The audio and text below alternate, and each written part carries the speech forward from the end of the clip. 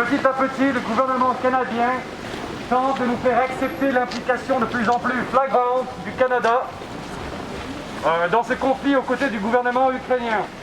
Ce gouvernement nationaliste et xénophobe, issu d'un coup d'État en 2014, collabore intensivement avec des néo-nazis venus avec les temps incontournables. Ce gouvernement est responsable de plusieurs massacres, notamment parmi les populations russophones de l'Est.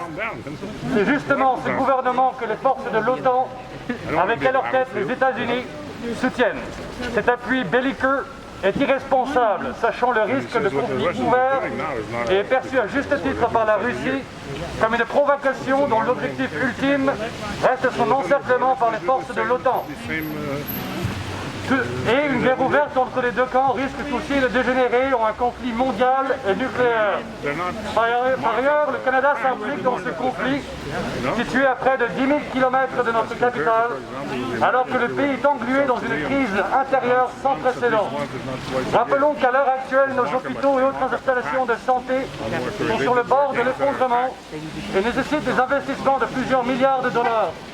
Rappelons également que les travailleuses et les travailleurs subissent une inflation record et appellent à une hausse généralisée des salaires.